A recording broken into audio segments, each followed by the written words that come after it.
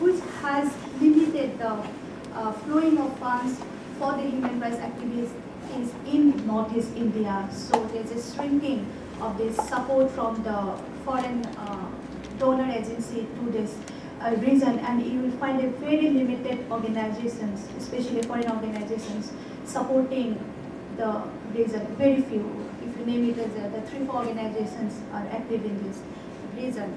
And secondly, recently this government of Assam, they have asked all the deputy commissioner of the district to keep an eye on the organization, those who are working on the issue of land, those who are working on the issue of public distribution, because they are linking the civil society the process to the that extremist the violence going on in the central India. So there should be a line on that, the civil society process, those who are working on the non-violent way, and the organizations working with arms. So there's no that this line in between the civil society organizations and this the groups, those who are operating with the arms.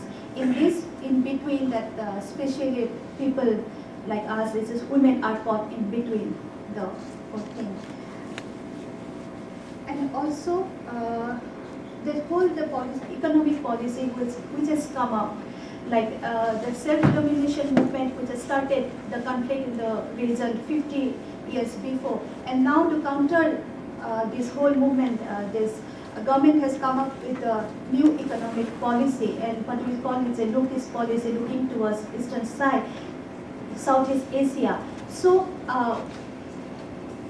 in that policy, they are not consulting the local people of the region, and the programs and plans are made in Delhi and then they are imposed to the people. So they are already at a resistance started in this region. So again, we can feel that the whole that people's that annoyed and angry towards the government. Again, it has started. And if you object on this issue, then you will be really branded as a militants or insurgents in the region. Then recently, one of the school teachers, he is operating a school in the Assam and Nagaland border.